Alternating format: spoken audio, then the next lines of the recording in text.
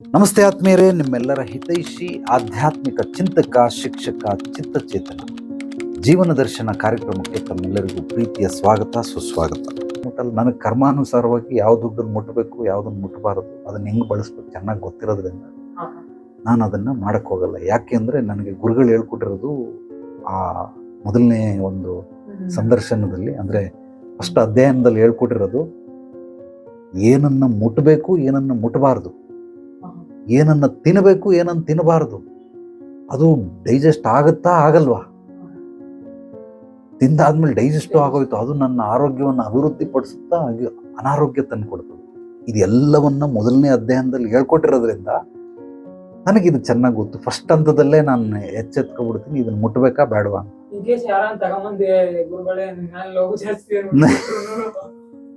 ಇಲ್ಲ ತಗೋತೀನಿ ಪಾಪ, ಅವನು ಒಂದು ನೋಟು ಹಿಂಗೆ ಹೇಳ್ಕೊಂಡು ಸಾಕಯ್ಯ ಇಷ್ಟು ಸಾಕು ಅಂತ ಅಂದ್ಬಿಟ್ಟು ಬಿಟ್ಬಿಡ್ತೀನಿ. ಬೇಸರ ಆಗ್ಬಾರ್ದು. ಆದ್ರೆ ಅದನ್ನ ನಾನು ಉಪಯೋಗಿಸಲ್ಲ. ಅದನ್ನ ನಾನು ಏನೋ ದೇವಸ್ಥಾನಕ್ಕೆ ಯಾರೋ ಭಿಕ್ಷಕರಿಗೆ ಅವರು ಕೊಟ್ಬಿಡ್ತೀನಿ. ಪಾಪ ಅವನಿಗೆ ಬೇಸರ ಆಗುತ್ತೆ. ಅದಕ್ಕೆ ಕೇಳಿ ಇಸ್ಕೊತೀನಿ. ಜಗಳ ಮಾಡಿದೆ, ಏಯ್ ಕೊಡಲೇ, ನಿನಗೆ ನಾನು ಇಷ್ಟು ಹೆಲ್ಪ್ ಮಾಡಿದ್ದೀನಿ, ನಾನು ಕೊಡೆಯಾ ನೀನು ಇಷ್ಟು ಅಂತ ಕೇಳಿ ಇಸ್ಕೊತೀನಿ. ಬಟ್ ಯಾರೋ ಬಂದ್ಬಿಟ್ಟು ತಗೊಳ್ಳಿ ಅಂತಂದ್ರೆ ಖಂಡಿತವಾಗ್ಲೂ ಮುಟ್ಟೋದಿಲ್ಲ. ಅವೆಲ್ಲ ಅನಾವಶ್ಯಕ. ಕಂಡವ್ರ ದುಡ್ಡು ವಿಷದ ಸಮಾನ, ಪಾಯ್ಸನ್. ಹೌದು, ವಿಷದ ಸಮಾನ. ಅದನ್ನೆಲ್ಲ ಅವಶ್ಯಕತೆ ಇಲ್ಲ. ಬೇಕಾದ್ರೆ ಕೇಳಿ ನ್ಯಾಯ ಧರ್ಮಯುತವಾಗಿ ಓಪನ್ ಆಗಿ ಎಲ್ಲ ಮುಕ್ತವಾಗಿ ಮಾತಾಡಿ, ಹಿಂಗೆ ಸಮಸ್ಯೆ ಇದೆಯಾ ನಾನು ಕೊಡುವಂತ ಬೇಕಾದ್ರೆ ನಾನು ಇಸ್ಕತೀನಿ ಹೊರತು ಈ ರೀತಿ ಪುಕ್ಸಟ್ಟೆ ಗಂಡ ಹೊಟ್ಟೆ ತುಂಬಿಲ್ಲ ಅಂತ ಆ ರೀತಿ ಬಾಯಿ ಬಿಟ್ಟು ಹೇಳಲ್ಲ. ಅಲ್ಲ, ಬಂದವರೇ ಸುಮಾರು ಜನ ಕೊಟ್ಟವ್ರೆ, ಇಲ್ಲ ಅಂತಲ್ಲ. ಬಟ್ ಇಲ್ಲಪ್ಪ ಬೇಡ ಕಣಯ್ಯ, ನೀನು ಯಾರಿಗಾದ್ರೂ ದಾನ ಧರ್ಮ ಮಾಡ್ಬಿಡು, ಯಾವ್ದು ದೇವಸ್ಥಾನಕ್ಕೆ ಕೊಟ್ಬಿಡು, ಅನಾಥಾಶ್ರಮ ಕೊಡು, ಗೋಶಾಲೆಗಳೆಲ್ಲ ಇದ್ದಾವೆ ಕೊಡು, ಇಸ್ಕಾನ್ ಟೆಂಪಲ್ ಪಾಪ ಕಟ್ತಾವ್ರೆ, ಕೃಷ್ಣನ ದೇವಸ್ಥಾನ ಕೊಡಲ್ಲಿ, ನನಗೇನು ಕೊಡ್ತೀಯ ಅಂದ್ರೆ ನೀವು ಕಟ್ಟಲ್ಲಿ ಹೋಗ್ರಿ, ಕಟ್ತೀನಿ ಕಣೆಯ, ಸ್ವಲ್ಪ ಸಮಯ ಬೇಕು, ಕಟ್ಟಿದಾಗ ನಾನು ಅನೌನ್ಸ್ ಮಾಡ್ತೀನಿ, ಅವಾಗ ಬೇಕಾದ್ರೆ ಬಂದ್ಬಿಡು, ಇವಾಗ ಬೇಡ ನನಗೆ. ಬಂದರೆ ಎಲ್ಲ ತಗೊಳ್ಳಿ ಅಂತ ಹಂಗೆಲ್ಲ ನಾನು ಮಾಡಕ್ ಹೋಗಲ್ಲ. ಮುಟ್ಟಬೇಕಾ ಮುಟ್ಟಬಾರ್ದ, ಇದು ತಿನ್ಬೇಕಾ ತಿನ್ನಬಾರ್ದ, ಮುಟ್ಟಬಾರ್ದಾಗಿದ್ದು ಮುಟ್ಬಿಟ್ಟೆ, ಓಕೆ, ಫಸ್ಟ್ ಹಂತದಲ್ಲಿ ಸೋತೋಗ್ಬಿಟ್ಟೆ. ಎರಡನೇ ಹಂತದಲ್ಲಿ ತಿನ್ಬೇಕಾ ತಿನ್ನಬಾರ್ದು, ಎರಡನೇ ಹಂತದಲ್ಲೂ ಸೋತೋಗ್ಬಿಟ್ಟೆ, ತಿನ್ಬಿಟ್ಟೆ. ಈಗ ಮೂರನೇ ಹಂತದಲ್ಲಿ ಜೀರ್ಣ ಆಗತ್ತಾ ಆಗಲ್ವಾ, ಜೀರ್ಣ ಆಗದೆ ಇರೋದನ್ನು ತಿನ್ಬಿಟ್ಟಿದ್ದೀನಿ. ಈಗ ಅದನ್ನು ಡೈಜೆಸ್ಟ್ ಮಾಡ್ಕೊಳ್ಳೋ ಪ್ರಕ್ರಿಯೆ ಮಾಡಬೇಕು. ಅದನ್ನು ಮಾಡ್ಕೊಂಬಿಟ್ಟು ಈಗ ನನಗೆ ಅದು ಅನಾರೋಗ್ಯ ತಂದ್ಕೊಡ್ತದ, ಆರೋಗ್ಯ ತಂದ್ಕೊಡ್ತದ, ಅದು ನನಗೆಲ್ಲ ಗೊತ್ತಿರೋದ್ರಿಂದ ನಾನು ಆ ಹಂತದವರೆಗೂ ಬರಕ್ ಬಿಡೋದಿಲ್ಲ. ಮೊದಲನೇ ಹಂತದಲ್ಲೇ ಕ್ಲಿಯರ್ ಮಾಡ್ತಾರೆ. ಇಷ್ಟು ಕನ್ಫರ್ಮೇಶನ್ ಕೊಟ್ರೆ ನಾವು ಅಕ್ಸೆಪ್ಟ್ ಮಾಡ್ಬೇಕು ಅಷ್ಟೇ. ಅವ್ರಿಗೆ ಹಿಂಗೆ ಇರುತ್ತೆ, ಹಿಂಗೆ ಅದಕ್ಕೋಸ್ಕರ ಎಲ್ಲ ವಿಚಾರಗಳನ್ನು ತಿಳಿಸ್ತೀನಿ. ಇದಾದ್ಮೇಲೆ ಮೂಲವಾಗಿ ಹೀಲಿಂಗ್ ಮಾಡ್ತೀನಿ, ಕೌನ್ಸಿಲಿಂಗ್ ಆದ್ಮೇಲೆ. ನಾನು ಆಕ್ಚುಲಿ ಏನ್ ಕೇಳೋದಂದ್ರೆ, ಈಗ ಇದು ಏನೋ ಸ್ವಲ್ಪ ಸಮಾಜದಾಗ ನಡೆಯೋದು ಅಥವಾ ನಾವು ಡೈಲಿ ನೀವು ಇದನ್ನ ಬಿಟ್ಟು ನೆಕ್ಸ್ಟ್ ಬೇರೆ ಯಾವ ತರ ಸರ್ವಿಸ್, ಅದನ್ನ ಹೀಲಿಂಗ್ ಇದು ಒಂಥರ ಇಂಟ್ರೆಸ್ಟಿಂಗ್ ಟಾಪಿಕ್. ಈಗ ನಾವ್ ಯೂಶಲಿ ಇದು ತಪ್ಪಿ ಬಂದ್ರು ಅಂದ್ರೆ ಹೊಸ ವಿಚಾರಗಳು ತಿಳಿತೈತೆ. ಅಂದ್ರೆ ಸೂಕ್ಷ್ಮ ಗೊತ್ತಿರ್ಲಿಲ್ಲ, ಈ ತರ ಎಲ್ಲ ಅಫೆಕ್ಟ್ ಆಗುತ್ತೆ ಅಂತ ಗೊತ್ತಿರಲಿಲ್ಲ. ಇನ್ನು ನಮ್ಮ ಅಜ್ಞಾನದಿಂದ ನಾವು ಎಷ್ಟು ದುಡ್ಡಿದ್ರು ಈಗ ಅವ್ರು ಯಾರೋ ಸಾಲ್ವ್ ಮಾಡ್ಕೊಂಡಿರ ಈ ತರ ಗೊತ್ತಿಲ್ಲ. ಅಂದ್ರೆ ನೆಕ್ಸ್ಟ್ ಇನ್ನು ಯಾವ ತರ ಸರ್ವಿಸ್ ಇದನ್ನ ಬಿಟ್ಟು ಇನ್ನು ಯಾವ ತರ ನೆಕ್ಸ್ಟ್ ಬಂದ್ರೆ, ನಾನು ಫಸ್ಟ್ ಕನ್ಸಲ್ಟೇಷನ್ ಬಂದ್ರೆ ಅವ್ರಿಗೆ ಕೆಲವೊಂದು ಶುದ್ಧೀಕರಣ ಕ್ರಿಯೆ ಮಾಡಿಸ್ತೀನಿ. ಶುದ್ಧೀಕರಣ ಅವ್ರ ಕನ್ಸಲ್ಟೇಷನ್ ಫೀಸ್ ಕೊಟ್ಟರು ಕೂಡ 2,500. ಆ 2,500 ರೂಪಾಯಿಗೆ ನನ್ನ ಹತ್ರ ಕೆಲವೊಂದೆಲ್ಲ ಗಿಡಮೂಲಿಕೆಗಳಿಂದ ಮಾಡಿರುವಂಥ ಕೆಲವೊಂದು ವಸ್ತುಗಳಿದ್ದಾವೆ, ಅದನ್ನು ಕೊಡ್ತೀನಿ. ಅವರು ಕೆಲವೊಂದು ಸಮಸ್ಯೆಗಳು, ಬ್ಲಾಕೇಜಸ್ಗಳೆಲ್ಲ ರಿಮೂವ್ ಆಗುತ್ತೆ. ಆ ಶುದ್ಧೀಕರಣ ಕ್ರಿಯೆ ಮಾಡ್ಕೊಂಡು ಬಂದರೆ ನೆಕ್ಸ್ಟ್ ಅವ್ರಿಗೆ ಹೀಲಿಂಗ್ ಮಾಡ್ತೀನಿ. ಹೀಲಿಂಗ್ ಅಂದರೆ ದೈವಿಕ ಚಿಕಿತ್ಸೆ ಅಂತ ಅರ್ಥ. ನಮಗೆ ಏನೇ ಸಮಸ್ಯೆಗಳಿದ್ರು ಮನುಷ್ಯನಿಗೆ ಹುಟ್ಟದಾಗ್ಲಿಂದ ಸಾಯೋವರೆಗೂ ಅದನ್ನು 5 ಭಾಗಗಳಲ್ಲಿ ನಮಗೆ ಪರಿಹಾರಗಳು ಸಿಗ್ತದೆ. ಮೊದಲನೇದು ದೈವಾಔಷಧ, ವನೌಷಧ, ಸಿದ್ಧೌಷಧ, ರಸೌಷಧ, ದಿವ್ಯೌಷಧ. ಈ ದೈವಾಔಷಧ ಅಂತಂದ್ರೆ ಕೆಲವೊಬ್ಬರಿಗೆ ಯಾವುದೋ ಒಂದು ಪುಣ್ಯಕ್ಷೇತ್ರಕ್ಕೆ ಅಥವಾ ಯಾವುದೋ ಒಂದು ದೇವಸ್ಥಾನಕ್ಕೆ ಹೋದ್ರೆ, ಯಾವುದೋ ಒಂದು ಸ್ಥಳಕ್ಕೆ ಹೋದ್ರೆ ಅವ್ರಿಗೆ ವಾಸಿ ಆಗುತ್ತೆ. ಅದು ದೇವ್ರ ಮೇಲೆ ಅಪಾರವಾದ ನಂಬಿಕೆ, ವಿಶ್ವಾಸ. ಅವ್ರಿಗೆ ವಿಶ್ವಾಸ ಇರಲಿ ಇಲ್ಲದೆ ಹೋಗ್ಲಿ, ಅವರು ಆ ಸ್ಥಳಕ್ಕೆ ಹೋದಾಗ ಆ ಸಮಸ್ಯೆ ಬಗೆಹರಿತದೆ. ಮತ್ತೆ ಕೆಲವೊಂದು ವನೌಷಧ ಅಂದ್ರೆ ಕೆಲವೊಂದು ಗಿಡ ಮರಗಳನ್ನ ಮುಟ್ಟಿದಾಗ, ನೋಡಿದಾಗ, ಅದ್ರ ಗಾಳಿ ಸೇವನೆ ನಮಗ್ ಸಿಗ್ತದೆ. ಅದಕ್ಕೆ ಹಿರಿಯರೆಲ್ಲ ಹಳ್ಳಿ ಮರ ಸುತ್ತ ಮಕ್ಕಳಾಗಿಲ್ಲ, ಎಕ್ಕದ ಗಿಡಕ್ಕೆ ಪೂಜೆ ಮಾಡು, ಇದೆಲ್ಲ ಏನು ಅಂದ್ರೆ ವನೌಷಧ. ಅದೇ ತರ ಎಷ್ಟೊಂದು ದೈವಿಕ ಅಂಶಗಳಿರುವಂತ ಗಿಡ ಮರಗಳಿದಾವೆ. ಅದನ್ನು ನಾನು ಚೆನ್ನಾಗಿ ಅಧ್ಯಯನ ಮಾಡಿರೋದ್ರಿಂದ ನಾನು ಕೆಲವೊಂದು ಅಂದರೆ ಇವ್ರಿಗೆ ಅವಶ್ಯಕತೆ ಇದ್ದರೆ ಅದಕ್ಕೆ ವನ ಔಷಧ, ಸಿದ್ಧ ಔಷಧ ಅಂದರೆ ಬೇರು, ಕಾಂಡ, ತೊಗಟೆ, ರಂಬೆ, ಕೊಂಬೆ, ಎಲೆ, ಹೂವು, ಕಾಯಿ ಇದರಿಂದ ಮಾಡಿ ಔಷಧಿಗಳನ್ನು ತಯಾರು ಮಾಡ್ತಾರೆ. ಅಂದರೆ ಚೂರ್ಣನೋ ಪೇಸ್ಟೋ ಏನೋ ಮಾಡ್ತಾರೆ. ಸಿದ್ಧ ಔಷಧ, ರಸ ಔಷಧ, ಗಿಡಮೂಲಿಕೆಗಳನ್ನೆಲ್ಲ ತಂದು ಹಾಕಿ 2 ಲೀಟರ್ ನೀರಿಗೆ 1 ಲೀಟರ್ ಆಗೋವರೆಗೂ ಕುದಿಸಿದ್ರೆ ಅದರಲ್ಲಿರೋ ಅಂಶಗಳೆಲ್ಲ ನೀರಿಗೆ ಬೀಳ್ತದೆ, ಅದನ್ನು ಸೇವನೆ ಮಾಡೋದು. ಇದು ಸಿದ್ಧ ಔಷಧ. ದಿವ್ಯ ಔಷಧ ಅಂತಂದರೆ ಹೀಲಿಂಗ್. ಆ ಹೀಲಿಂಗಲ್ಲಿ 5 ಭಾಗಗಳು. ಹೆಂಗೆ? ಮೊದಲನೇದು ನೋಡೋದ್ರ ಮೂಲಕ ವಾಸಿ ಮಾಡ್ತಾರೆ, ಇದು ದಿವ್ಯ ಔಷಧ. ಯಾರೋ ಮಹಾತ್ಮರು ಬಂದರು ನೀನು ನೋಡಿ ವಾಸಿ ಆಗೋದು. ಆಮೇಲೆ ಮಾತಾಡಿ ವಾಸಿ ಮಾಡ್ತಾರೆ. ಈಗ ಓಶೋ ಹೇಳ್ತಾರಲ್ಲ, ಸೊ ಸಂಮೋಹಿನಿ, ಹಿಪ್ನೋಟೈಸ್ ಮಾಡೋದು. ಮಾತು ಕೂಡ ಸುಮ್ಮನೆ ಕೇಳೋ, ನಿಂಗೆ ಅರ್ಥ ಆಗದ ಪರವಾಗಿಲ್ಲ, ಸುಮ್ಮನೆ ಕುಂತ್ಕೊಂಡು ಕೇಳ, ನೀನು ಹಿಪ್ನೋಟೈಸ್ ಆಗ್ತೀಯ ಅಂತ. ಸಂಮೋಹಿನಿ ಆಗಿರೋದು ನಿನಗೆ ಹೀಲ್ ಆಗಿರ್ತದೆ. ಅದೇ ಥರ ಮಾತಾಡೋ ಮೂಲಕ ಹೀಲ್ ಮಾಡ್ತಾರೆ. ಕೆಲವರು ಇದ್ದಾರೆ ಸಿದ್ಧಿ ಪುರುಷರು, ಸಂತರು, ಮಹಾತ್ಮರು ಇದ್ದಾರೆ. ಒಂದು ನೋಡೋದ್ರ ಮೂಲಕ, ಮಾತಾಡೋದ್ರ ಮೂಲಕ ಮತ್ತು ಮುಟ್ಟೋದ್ರ ಮೂಲಕ. ತಲೆ ಮುಟ್ತಾರೆ, ಭುಜ ಮುಟ್ತಾರೆ, ಹೊಡಿತಾರೆ. ಕೆಲವರು ಕಪಾಳಕ್ಕೆ ಹೊಡಿತಾರೆ, ಹೊಟ್ಟೆಗೆ ಹೊಡಿತಾರೆ, ಬೆನ್ನಿಗೆ ಹೊಡಿತಾರೆ, ಕಾಲ್ಗೆ ಹೊಡಿತಾರೆ, ಏನೋ ಮಾಡ್ತಾರೆ. ಅವರು ಒಟ್ನಲ್ಲಿ ವಾಸಿ ಆಗುತ್ತೆ. ಈಗ ದೇವಸ್ಥಾನಕ್ಕೆ ಹೋದ್ರೆ ಅವರು ಬೆಳ್ಳಿದು ಒಂದು ಹಿಂಗಿಡ್ತಾರೆ, ಅದೆಲ್ಲ ಆಶೀರ್ವಾದ. ಅದು ಹೀಲಿಂಗ್ ಪ್ರೋಸೆಸ್. ಅವೆಲ್ಲ ಗಂಟೆನಾದ ಹೀಲಿಂಗ್ ಪ್ರೋಸೆಸ್ಸು. ನವಗ್ರಹ ಸುತ್ತು ಅಂತಾರೆ, ಹೀಲಿಂಗ್ ಪ್ರೋಸೆಸ್. ಅವೆಲ್ಲ ನ್ಯಾಚುರಲ್ ಹೀಲಿಂಗ್ ಇವೆಲ್ಲ. ಅದಕ್ಕೆ ದೇವಸ್ಥಾನ ಬೆಟ್ಟ ಹತ್ಬಿಟ್ಟು ಹೋಗು, ಅದು ಹೀಲಿಂಗ್ ಪ್ರೋಸೆಸ್ ಅದು. ಸೊ ಅದು ನಿನಗೆ ಅರಿವಿಲ್ದನೇ ಆಗಿರ್ತದೆ. ಆದರೂ ಹೀಲಿಂಗಲ್ಲಿ 5 ಥರ. ಒಂದು ನೋಡೋದ್ರ ಮೂಲಕ, ಮಾತಾಡೋದ್ರ ಮೂಲಕ, ಮುಟ್ಟೋದ್ರ ಮೂಲಕ, ಮತ್ತೆ ಕೆಲವೊಂದು ಮುಟ್ಟದೇನೆ ಬರೀ ಕೇವಲ ಮಾನಸಿಕವಾಗಿ ನಿನ್ನನ್ನು ನೋಡೋದೇ ಇಲ್ಲ, ಕಣ್ಣು ನಾನು ಬಿಟ್ಟೇ ಇಲ್ಲ, ಬಾರ ರವಿ ಕುತ್ಕೊಳ್ಳೋ, ಏನೋ ನಿನ್ನ ಸಮಸ್ಯೆ ಹಿಂಗಿದೆ. ಆದ್ರೆ ನಾನಲ್ಲ, ಕೆಲವರು. ಸರಿ ಕುತ್ಕೋ, ಹೋಗು, ಆಯ್ತು, ಒಂದು ಹೀಲಾಗೋಯ್ತು, ಒಂದು ಕಾಯಿಲೆ ಗೀಲೆಲ್ಲ ವಾಸಿ ಆಯ್ತು. ನೋಡು ಇಲ್ಲ, ಒಬ್ಬ ಮೂಗ್ ಬರಲ್ಲ, ಮಾತು ಬರಲ್ಲ, ಕುರುಡ, ಒಬ್ಬ ಸಂತ ಅಂತ ಅಷ್ಟೇ, ವಾಸಿ ಆಯ್ತು. ಇವಾಗ ಆಗ್ಲಿಲ್ಲ ಅಂದ್ರೂ ಮಧ್ಯಾಹ್ನ ಆಗ್ತದೆ, ಇಲ್ಲ ಸಂಜೆ ಆಗ್ತದೆ, ಇಲ್ಲ ನಾಳೆನಾದ್ರೂ ಆಗ್ತದೆ, ಖಂಡಿತವಾಗ್ಲೂ ವಾಸಿ ಆಯ್ತು. ಇದನ್ನ ದಿವ್ಯ ಔಷಧ. 4ನೇದು. 5ನೇದು ಅಂದ್ರೆ ಮನಸ್ಸಿನಿಂದ ಯೋಚನೆ ಮಾಡೋದು. 5ನೇದು ಬಂದು ಏನೋ ಒಂದು ವಸ್ತು ಕೊಡ್ತಾರೆ. ಈಗ ನಾನು ಹಾಕೊಂಡಿರೋದು ಇದು ನನ್ನ ಗುರುಗಳು ಕೊಟ್ಟಿರೋದು ನವರತ್ನ ದಾರ. ನನ್ನ ಗುರುಗಳು ಅವ್ರು ಹಾಕೊಳ್ತಿದ್ರು, ಕೈಗೊಂದು ಹಾಕೊಳ್ತಿದ್ರು, ಅದೇನೋ ಕಟ್ಟಾಗ್ಬಿಟ್ಟಿತ್ತು, ಅದು ರಿಪೇರಿ ಮಾಡಕ್ ಕೊಟ್ಟಿದ್ದೀನಿ. ಸೊ ಇದು ನನ್ನ ಗುರುಗಳು ಕೊಟ್ಟಂತ ನನಗೆ ನೋಬೆಲ್ ಪ್ರಶಸ್ತಿ. ಅದಕ್ಕೆ ಹಾಕೊಂಡಿದ್ದೀನಿ. ಇದು ಯಾವಾಗಲೂ ಜೊತೆಲೇ ಇರ್ತದೆ. ಸೊ ಈ ರೀತಿ ಕೊಡ್ತಾರೆ. ಅಂದ್ರೆ ಏನೋ ಸಂಕಲ್ಪ ದಾರ ಕೊಡ್ತಾರೆ, ಕಂಕಣ ಅಂತಾರೆ, ಅಥವಾ ಅವರು ರುದ್ರಾಕ್ಷಿ. ನನಗೊಬ್ಬ ಅಗೋರಿ, ಭೈರವ ಅಗೋರ ರುದ್ರಾಕ್ಷಿ ಆತ ಹಾಕೊಂಡಿರೋದು ನನಗೆ ಕೊಟ್ಟಿಲ್ಲ. ಅದ್ರಲ್ಲಿ 108 ರುದ್ರಾಕ್ಷಿ ಇದೆ. ಆತ ಹಾಕೊಂಡಿರೋದು ನನಗೆ ಕೊಟ್ಟವನೇ, ಅದು ಪರಮಾಶ್ಚರ್ಯ. ಆ ರೀತಿ ಕೆಲವೊಬ್ಬರೆಲ್ಲ ಮಹಾತ್ಮರು ಕೊಟ್ಟಿರುವಂಥ ವಸ್ತುಗಳು ಇದಾವೆ. ಅದು ಇಲ್ಲಿ ಬಂದಾಗ ಅದನ್ನೆಲ್ಲ ನೋಡಬಹುದು. ಕೆಲವೊಂದನ್ನು ಮುಟ್ಬೋದು, ಎಲ್ಲ ಮುಟ್ಟಕ್ಕಾಗ, ಕೆಲವೊಂದನ್ನು ಮುಟ್ಬೋದು. ಆ ಮುಟ್ಟಿದಾಗ ನಿಮ್ದು ಎಷ್ಟೋ ಸಮಸ್ಯೆಗಳು ಇಲ್ಲೇ ಬಗೆಹರಿದು ಬಿಡ್ತವೆ. ಅದನ್ನ ಫೋನಲ್ಲಿ ಹೇಳಿ ಅಂದ್ರೆ ಹೆಂಗ್ ಹೇಳೋದು? ನೇರವಾಗಿ ಬಂದಾಗ ಅದನ್ನೆಲ್ಲ ತೋರಿಸ್ತೀನಿ. ಇಲ್ಲಿ ಪ್ರತಿ ದಿವಸ ನಾನು ಮೆಡಿಟೇಷನ್ ಮಾಡ್ತೀನಿ. ಅಮಾವಾಸ್ಯೆ ಹುಣ್ಣಿಮೆಗೆ ವಿಶೇಷವಾದ ಮೆಡಿಟೇಷನ್. ಯಾರೇ ಬಂದು ಹೋದ್ರೆ ಅವ್ರ ಸಮಸ್ಯೆಗಳೆಲ್ಲ ನೀಗಿಸೋದಕ್ಕೆ ಅಮಾವಾಸ್ಯೆ ದಿವಸ ಅವ್ರ ಸಮಸ್ಯೆಗಳಿಗೆ ಪರಿಹಾರ ಸಿಕ್ಕಿ ಅವ್ರ ಅಭಿವೃದ್ಧಿ ಸಮೃದ್ಧಿ ಆಗೋದಕ್ಕೋಸ್ಕರ ಹುಣ್ಣಿಮೆ ದಿವಸ ವಿಶೇಷವಾದ ಇಲ್ಲಿ ಪ್ರಾಣ ಪ್ರತಿಷ್ಠಾಪನೆ ಅಂದರೆ ಎನರ್ಜೈಸ್ ಮಾಡುವಂಥದ್ದು, ಹೀಲಿಂಗ್ ಮಾಡುವಂಥದ್ದು, ಕ್ಲೆನ್ಸಿಂಗ್ ಮಾಡುವಂಥ ಕ್ರಿಯೆಗಳು ನಡೀತವೆ. ಅದಕ್ಕೆ ನೀವು ಫೋನಲ್ಲಿ ಹೇಳಿದ್ರೆ ಪ್ರಯೋಜನ. ನೇರವಾಗಿ ಬಂದರೆ ಇದೆಲ್ಲವೂ ನಿಮ್ಮ ಮೇಲೆ ಪ್ರಭಾವ ಬೀರುತ್ತೆ. ಅದು ಬಿದ್ದಾಗ ನಿಮ್ಮ ಸಮಸ್ಯೆಗಳು ನಾನು ಹೇಳೋದ್ರಿಂದ ಆಗುತ್ತೆ ಅನ್ನೋದಕ್ಕಿಂತ ಇಲ್ಲಿ ಬಂದಾಗಲೇ ನಿಮಗೆ ಸಮಸ್ಯೆಗಳು ಪರಿಹಾರ ಆಗೋಯ್ತು ಅಂತ ತಿಳ್ಕೊಳ್ಳಿ. ಅದು ಇಲ್ಲಿ ನಿಮಗೆ ಅದ್ಭುತವಾದ ಆ ಥರ 5 ಹೀಲಿಂಗ್ ಪ್ರೋಸೆಸ್. ಅಂದರೆ ಒಂದು ನೋಡೋದ್ರ ಮೂಲಕ, ಮಾತಾಡೋದ್ರ ಮೂಲಕ, ಮುಟ್ಟೋದ್ರ ಮೂಲಕ, ಕೆಲವೊಂದು ವಸ್ತುಗಳು ಕೊಡೋದ್ರ ಮೂಲಕ ಮಾನಸಿಕವಾಗಿ ಹಂಗೆ ಮಾಡ್ಬಿಡ್ಬೋದು. ಸೊ ಇದನ್ನ ದಿವ್ಯ ಔಷಧ ಅಂತ ಕರೀತಾರೆ. ದಿವ್ಯ ಔಷಧ ಅಂತಂದ್ರೆ ದೈವಿಕ ಚಿಕಿತ್ಸಾ ಮಾರ್ಗ ಅಂತ ಕರೀತಾರೆ, ಪರಿಹಾರ ಮಾರ್ಗ. ಅದನ್ನ ನಾನಿಲ್ಲಿ ಕೌನ್ಸಿಲಿಂಗ್ ಅಂತ ಹೇಳಿ ಆದಮೇಲೆ ಅದನ್ನು ಹೀಲಿಂಗ್ ಮಾಡ್ತೀನಿ. ಹೀಲಿಂಗ್ ಅಲ್ಲಿ ಕೆಲವೊಂದು ವಸ್ತುಗಳನ್ನು ಬಳಸ್ತೀನಿ. ಫಾರ್ ಎಕ್ಸಾಂಪಲ್ ಈ ರೀತಿ ಇದು ಬೆಲ್ಗಳು, ಇದನ್ನ ಓಂ ಬೆಲ್ ಅಂತ ಕರೀತಾರೆ. ಇದು ವೈಬ್ರೇಷನ್ಗೆ, ಸೌಂಡ್ಗೆ.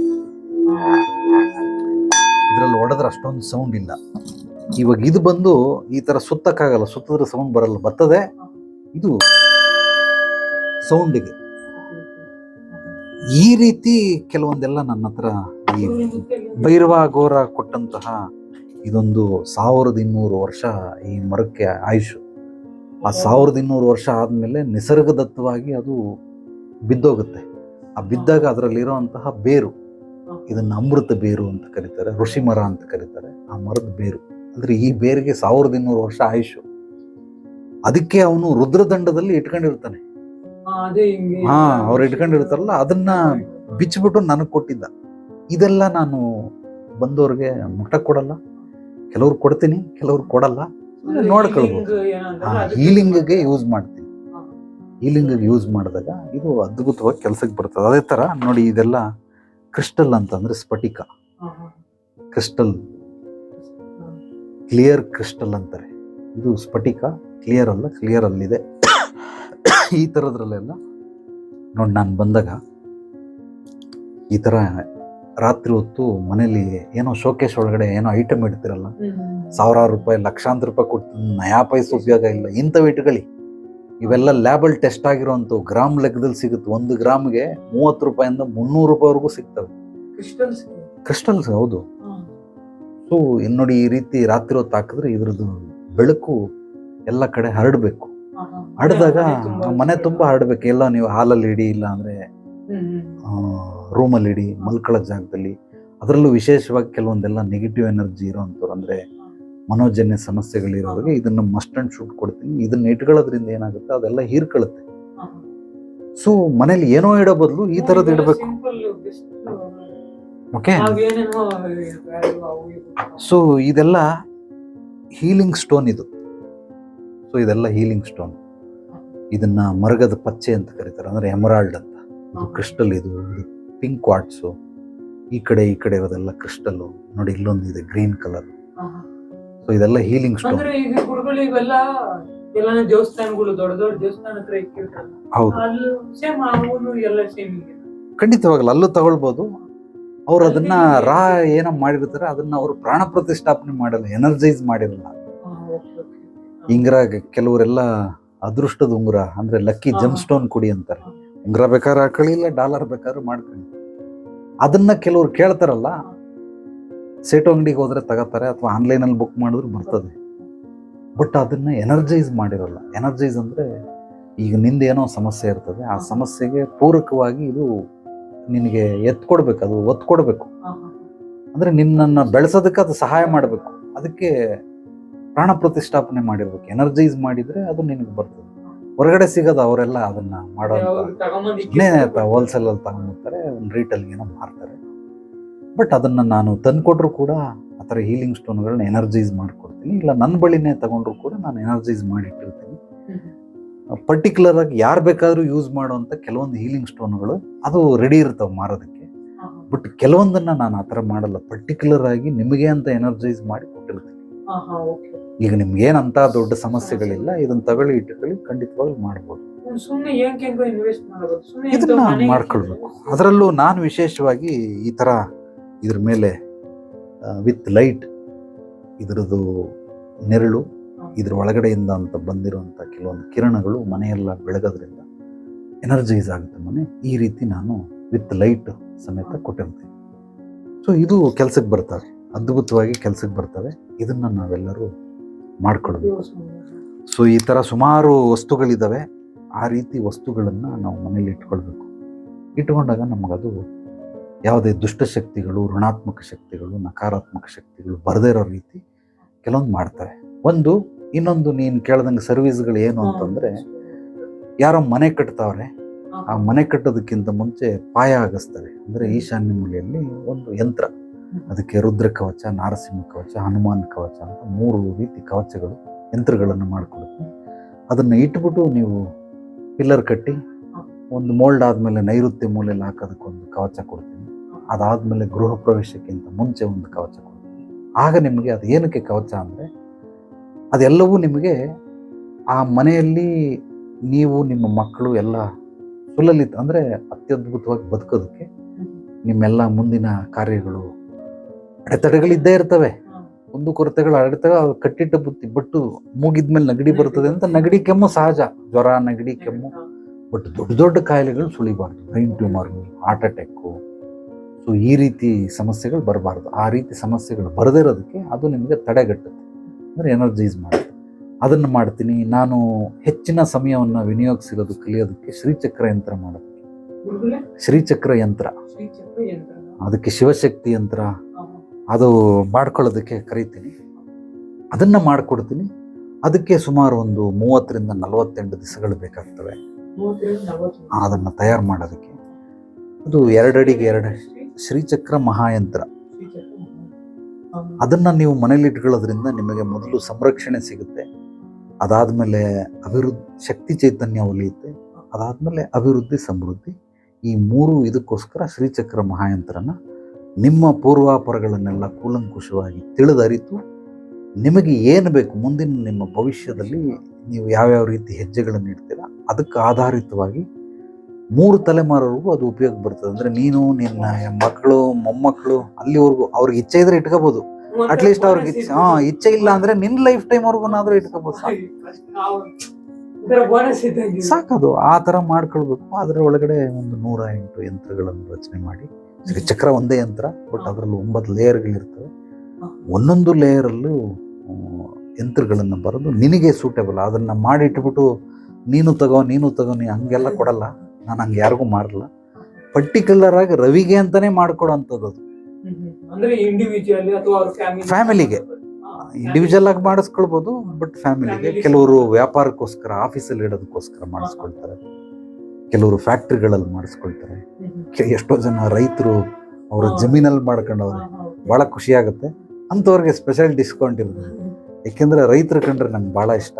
ದೇಶದ ಬೆನ್ನೆಲುಬು ಸೈನಿಕರು ಮತ್ತು ರೈತರು, ಇವರಿಬ್ಬರಿಗೆ ವಿಶೇಷವಾದಂತಹ ಡಿಸ್ಕೌಂಟ್ ಇರುತ್ತೆ. ಆ ಡಿಸ್ಕೌಂಟ್ ಮೇಲೆ ಅದನ್ನು ಮಾಡಿಕೊಡ್ತೀನಿ. ಬೇರೆಯವ್ರಿಗೆಲ್ಲ ಒಂದು ರೇಟ್, ಕಮರ್ಷಿಯಲ್ ರೇಟ್, ಇಂಥವ್ರಿಗೆಲ್ಲ ಒಂದು ರೇಟ್.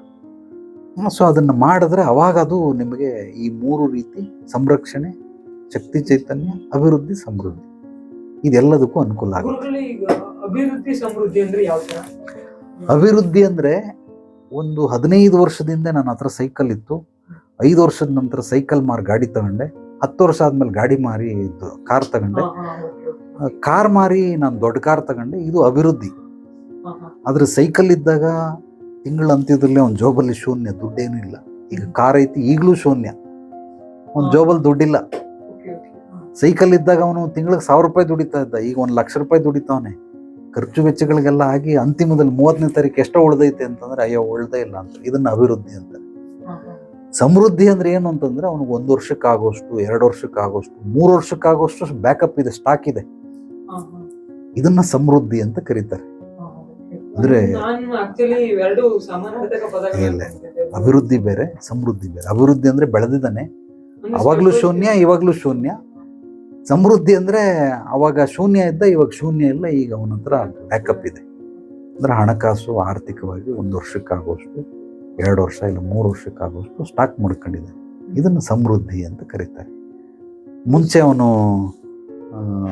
ಡ್ರೆಸ್ ಕೋಡ್ ಬೇರೆ ಇತ್ತು, ಲೈಫ್ ಸ್ಟೈಲ್ ಬೇರೆ ಇತ್ತು. ಈಗ ಅವನ ಡ್ರೆಸ್ ಕೋಡ್ ಬೇರೆ ಇದೆ, ಲೈಫ್ ಸ್ಟೈಲ್ ಬೇರೆ ಇದೆ. ಒಳ್ಳೆ ವ್ಯಾವಹಾರಿಕವಾಗಿ ಒಳ್ಳೆ ಬಲಿಷ್ಠವಾಗಿದ್ದಾನೆ, ಆರ್ಥಿಕವಾಗಿ ಚೆನ್ನಾಗಿ ಇದನ್ನು ಸಮೃದ್ಧಿ ಅಂತ ಕರೀತಾರೆ. ಇದೆಲ್ಲದಕ್ಕಿಂತ ಇಂಪಾರ್ಟೆಂಟ್ ಏನು ಅಂತಂದ್ರೆ ದೈಹಿಕ ಆರೋಗ್ಯ, ಮಾನಸಿಕ ಆರೋಗ್ಯ, ಆತ್ಮಿಕ ಆರೋಗ್ಯ, ಇದನ್ನ ಸಮೃದ್ಧಿ ಅಂತಾರೆ. ಇದು ಮೂಲ.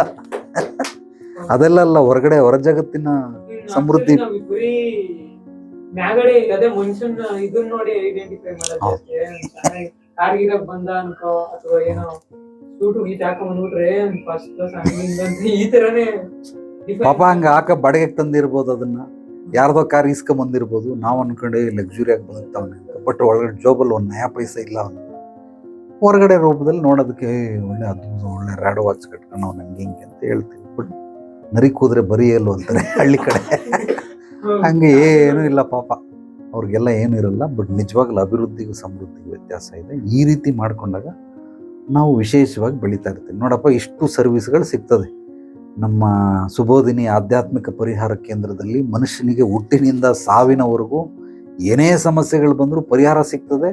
ಅದರಲ್ಲಿ ವಿಶೇಷವಾಗಿ ದೈಹಿಕವಾಗಿ, ಮಾನಸಿಕವಾಗಿ, ಆತ್ಮಿಕವಾಗಿ, ವೈಯಕ್ತಿಕವಾಗಿ, ಕೌಟುಂಬಿಕವಾಗಿ, ವ್ಯಾವಹಾರಿಕವಾಗಿ, ಸಾಮಾಜಿಕವಾಗಿ, ಆಧ್ಯಾತ್ಮಿಕವಾಗಿಯೂ ಕೆಲವೊಂದು ಸಮಸ್ಯೆಗಳಿರ್ತಾವೆ. ಅದಕ್ಕೂ ಕೂಡ ಪರಿಹಾರ ಸಿಗ್ತದೆ ಇಲ್ಲಿ. ಇದು ಎಲ್ಲದ್ರ ಜೊತೆಗೆ ಮೂಲವಾಗಿ ಮನುಷ್ಯ ಜ್ಞಾನಾರ್ಜನೆ ಬಹಳ ಮುಖ್ಯ. ಉಸಿರು ನಮಗೆ ಎಷ್ಟು ಮುಖ್ಯನೋ ಮನುಷ್ಯನಿಗೆ ಜ್ಞಾನಾರ್ಜನೆ ಅಷ್ಟು ಬಹಳ ಮುಖ್ಯ. ಆ ಜ್ಞಾನಾರ್ಜನೆಗೋಸ್ಕರ ನನ್ನ ಅನುಭವದ ಆವಿಷ್ಕಾರ, ನನ್ನ ಆವಿಷ್ಕಾರದಿಂದ ಮೂಡಿ ಬಂದಿರುವಂತಹ ಆತ್ಮ ಸಮೃದ್ಧಿ ಯೋಗ, ಈ ಒಂದು ಯೋಗ ಕ್ರಿಯೆಯನ್ನ ನಾನು ಎಲ್ಲರಿಗೂ ಇಡೀ ಪ್ರಪಂಚಕ್ಕೆ ಹಂಚಬೇಕು ಅಂತ ನನ್ನ ಆಸೆ. ಅದು ಮನುಷ್ಯನಿಗೆ ಹುಟ್ಟಿನಿಂದ ಸಾವಿನವರೆಗೂ ಏನ್ ಮಾಡಬಾರ್ದು, ಏನ್ ಮಾಡ್ಬೇಕು, ಹೇಗ್ ಮಾಡ್ಬೇಕು ಅನ್ನೋದನ್ನ 21 ಅಧ್ಯಯನಗಳುಳ್ಳಂಥದ್ದು. ಇದರಲ್ಲಿ ಮತ್ತೆ 3 ಭಾಗ ಮಾಡ್ಕೊಂಡಿದ್ದೀನಿ: basic course, advance course, so master class ಅಂತ. ಬೇಸಿಕ್ ಕ್ಲಾಸಲ್ಲಿ ಅದನ್ನ ಜೀವನ ಸಮೃದ್ಧಿ ಯೋಗ ಅಂತ, ಅಡ್ವಾನ್ಸ್ ಕ್ಲಾಸಲ್ಲಿ ಜ್ಞಾನ ಸಮೃದ್ಧಿ ಯೋಗ, ಮಾಸ್ಟರ್ ಕ್ಲಾಸಲ್ಲಿ ಅದನ್ನ ಆತ್ಮ ಸಮೃದ್ಧಿ ಯೋಗ. ಅಂದ್ರೆ ಗುರುಗಳು ಈಗ ಆತ್ಮ ಸಮೃದ್ಧಿ ಯೋಗ ಅಂದ್ರಲ್ಲ, ಅಂದ್ರೆ ಈ ಜ್ಞಾನ ಅನ್ನೋ ವರ್ಡ್ ಬಂತಲ್ಲ, ನನ್ಗೆ ಇಲ್ಲಿ ಇದು ಯಾಕೆ ಇದು ಅನ್ನಿಸ್ತಂದ್ರೆ, ನೀವು ಒಂದ್ ಕೇಸ್ ಹೇಳಿದ್ರಲ್ಲ, ದುಡ್ಡಿತ್ತು, ಮಕ್ಳು ಕಳ್ಕ, ಅಲ್ಲಿ ಎಲ್ಲ ಇದ್ದೂನು ಏನ್ ಪ್ರಯೋಜನ ಆಗ್ಲಿಲ್ಲ, ಮಗು ಹೋಯ್ತು. ಮತ್ತೆ ನೆಕ್ಸ್ಟ್ ಎಲ್ಲ ಸೌಕರ್ಯಗಳು ಇದ್ರು ಬೆಳೆಯಕ್ ಆಗ್ತಾ ಇಲ್ಲ, ಅಥವಾ ನಮಗ್ ಗೊತ್ತಿರ್ದಿರೋ ಅಭಿನಂದದಿಂದ ಎಷ್ಟು ಲಾಸ್ ಮಾಡ್ಕೊಂತ ಇತ್ತು. ಅವೆಲ್ಲ ನಮಗೆ ಚಿಕ್ಕದಾಗಂತ ಕಾಣಿಸ್ರು ಸೂಪರ್ಫಿಷಿಯರ್ಲಿ ನಮ್ದೇ ನಾವೇ ಏನೋ ಮಾಡ್ಕೊಂಡು ಇದು ಮಾಡೋ ಇದು ಎಲ್ಲದಕ್ಕಿಂತ ಮೂಲವಾಗಿ ಜ್ಞಾನ. ಇದು ಬಹಳ ಮುಖ್ಯ. ಅದಕ್ಕೋಸ್ಕರ ಇದು ಜನರಲ್ ನಾಲೆಡ್ಜ್, ಎಲ್ಲರಿಗೂ ಅತ್ಯವಶ್ಯಕವಾಗಿ ಬೇಕಾಗಿರೋದು. ಜೀವನ ಸಮೃದ್ಧಿ ಯೋಗ, ಜ್ಞಾನ ಸಮೃದ್ಧಿ ಯೋಗ, ಆತ್ಮ ಸಮೃದ್ಧಿ ಯೋಗ, ಬೇಸಿಕ್, ಅಡ್ವಾನ್ಸ್, ಮಾಸ್ಟರ್ ಲೆವೆಲ್.